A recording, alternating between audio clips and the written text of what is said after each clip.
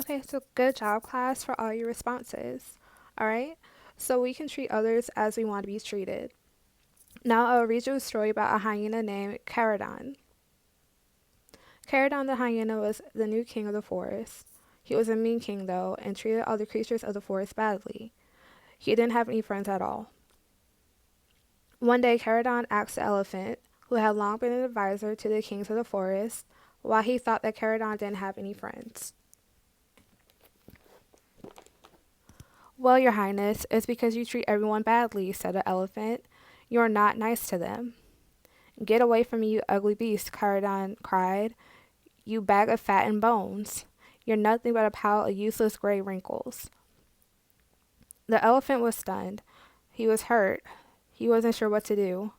Never had anyone spoken this way to him before. Certainly not a king.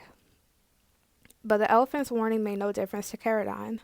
He made it plain to everyone that he had no time for their troubles. They would have to get by it as best they could. Furthermore, the kingdom was his. They lived in the forest because he said they could. If any of the creatures made trouble, they would have to find a new forest to live in. None of you owns these trees, he told some birds who complained bitterly. They all belong to me, don't do you hear? Now get away before I send you to live among the rocks.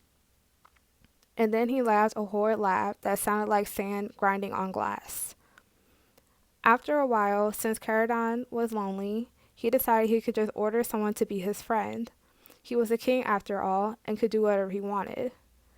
He chose Crandall the macaw and told him it was now his duty to be Caradon's friend. Crandall had no choice but to comply, but he had a plan. He thought that if he could show Caradon how to treat others, then he might earn some of his own friends. If he had friends, then maybe he would be happy. So day after day, Crandall, the giant macaw, listened, watched, and waited. Each day he would try to convince Caradon that if he treated others well, then he would have friends. But Caradon was stubborn. Then one night, after a particularly lonely day, Caradon was convinced. He would go along with Crandall to spend time with the other inhabitants of the forest. Crandall would show him how to share their joys and sorrows, help them to solve their problems, and work out their disagreements. At first, Caradon really hated it, but soon Crandall and Caradon began to visit the den of the lioness Mama Helene and her cubs, all three of them whom were growing fast. There were so often that the lions felt Crandall and Caradon were part of the family. Sometimes, when the evening air had cooled, all of them sat among the grasses, gazing at the stars. Spending time with them made Caradon happier. Often, Crandall and Caradon carried the news of the forest to the lion family. They told him who was in trouble, who had the joy of a new home or new babies, or who had a problem that had to be solved. Caradon would ask each cub for an opinion on the matters he described. One of the lion cubs, Max, always seemed to care very much for his friends. Has Mrs. Drive been to see her neighbors yet?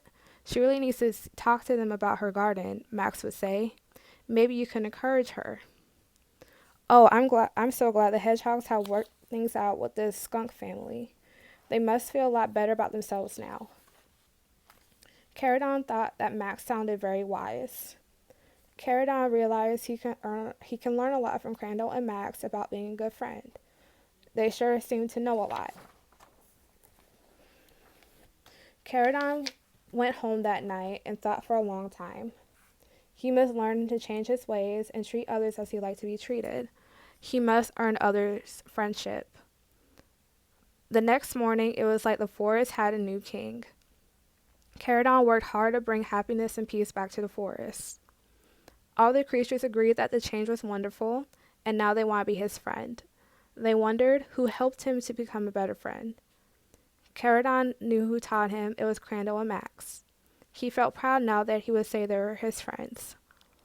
After that, all the creatures of the forest went out of their way to be kind and understanding whenever they met them. So that was the story of the king's new friends.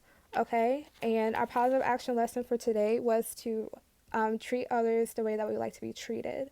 All right, For like the lessons that I had posted below, we were also talking about coming up with our classroom code of conduct. So we are going to go ahead and review that starting tomorrow. Okay, so comment below after you watch this video, and also comment how you can treat your classmates and your friends the way that you want to be treated.